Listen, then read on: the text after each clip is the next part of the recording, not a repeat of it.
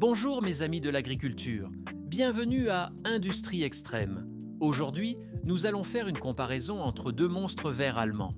D'un côté, nous avons le tracteur géant de la série 1000 de l'entreprise Fendt, le 1050 Vario, et de l'autre, le monstre de classe, le Xerion 5000.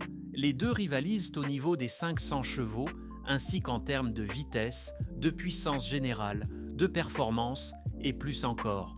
Alors, restez jusqu'à la fin de cette vidéo pour voir laquelle de ces deux machines s'en sort le mieux dans un aspect général et quel est le meilleur tracteur selon l'avis de la chaîne.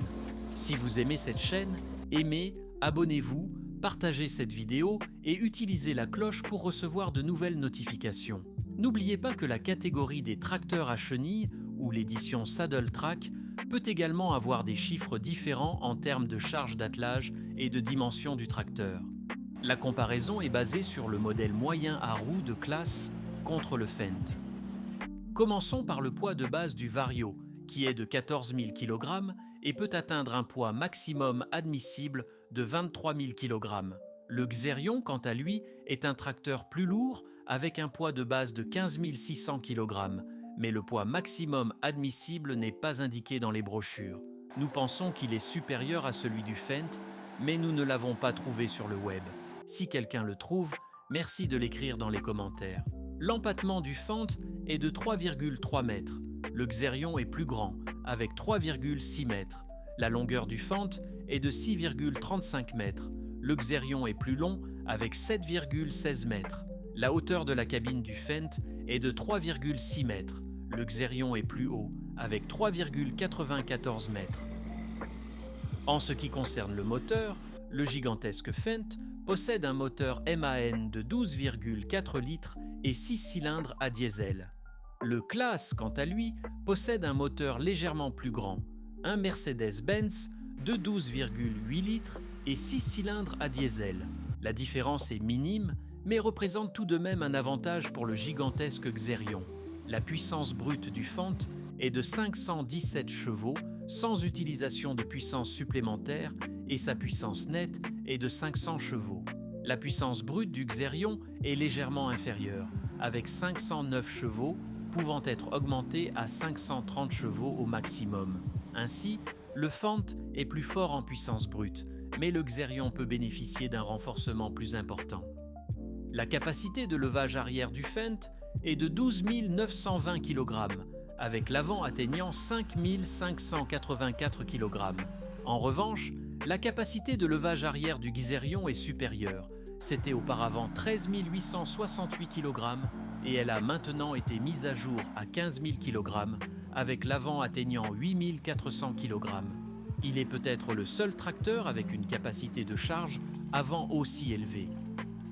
Avant de continuer avec les vitesses et le couple de chacun, je voudrais faire un appel à vous qui regardez notre chaîne et qui n'êtes pas encore abonnés. Pensez à vous abonner. Ce serait fantastique de vous avoir comme spectateur régulier. Et si vous ne souhaitez pas vous abonner, pensez simplement à laisser un j'aime et un commentaire en nous disant quelle comparaison future vous aimeriez voir sur la chaîne. Cela nous aide à gagner en notoriété et à continuer de produire des vidéos pour vous. Merci pour votre attention.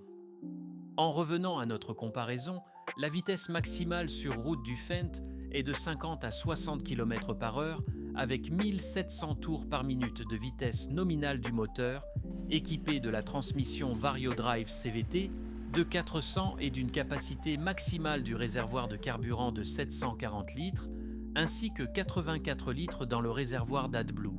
Certaines des innovations de la cabine comprennent une suspension pneumatique à 4 points avec auto-nivellement, un siège super confortable, évolution active, du mot en cuir, un contrôle climatique automatique intégré, du verre stratifié à l'avant, des essuie-glaces chauffés, un pack d'infodivertissement, plus 4.1, un capteur radar standard, un contrôle de direction réversible et bien plus encore. La vitesse du Xerion est inférieure, variant de 40 à 50 km/h avec 1900 tours par minute de vitesse nominale du moteur, transmission sématique et la même capacité maximale du réservoir de carburant de 740 litres, mais avec un peu plus d'AdBlue, totalisant 88 litres.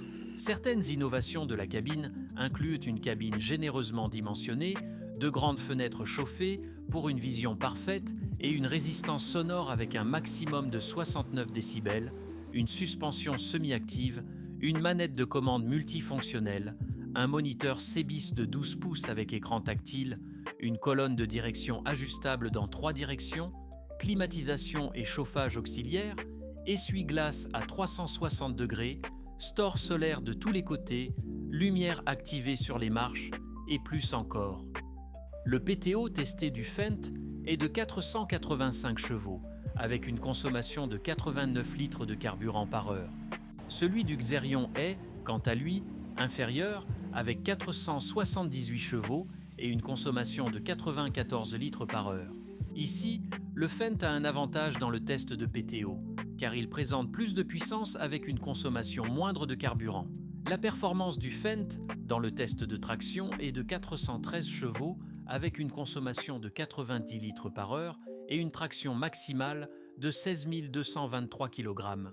Le Xerion présente 404 chevaux, une consommation plus élevée de 94 litres par heure et une traction significativement supérieure de 19 676 kg. Ainsi, le Fendt offre plus de puissance avec moins de consommation de carburant, mais avec une performance de traction maximale inférieure à celle du Xerion. Qui se démarque dans cet aspect? Nous attendons vos commentaires. Le couple maximal du Vario est de 2420 Nm à 1500 tours par minute, tandis que le Xerion a un couple supérieur de 2600 Nm à 1300 tours par minute. Ainsi, le Xerion est le vainqueur dans cette catégorie, car il dispose de presque 200 Nm de couple supplémentaires à des régimes plus bas. En conclusion, le modèle Vario a une puissance brute supérieure à celle du Class, une puissance testée de PTO supérieure avec une consommation de carburant plus faible, une puissance supérieure à la barre de traction avec une consommation de carburant plus faible et une vitesse sur route plus élevée, en plus d'un régime nominal du moteur inférieur et d'un réservoir d'AdBlue plus petit. Cela signifie qu'il peut offrir plus de puissance globale avec une consommation de carburant moindre. De plus, c'est un tracteur plus léger et compact. D'un autre côté, le tracteur S-Class possède un moteur plus grand, une plus grande puissance avec renforcement, une plus grande force de traction maximale en performance à la barre de traction, un couple plus important à des régimes plus bas, un réservoir d'AdBlue plus grand et une plus grande capacité de levage avant et arrière, étant un tracteur plus lourd et plus grand dans toutes les dimensions. Les deux tracteurs ont la même capacité du réservoir de carburant. Lequel choisiriez-vous? Nous votons pour le Fendt, car il est plus léger, avec une puissance générale supérieure et plus économique en même temps. Nous attendons vos commentaires. N'oubliez pas d'aimer et de vous abonner. À la prochaine.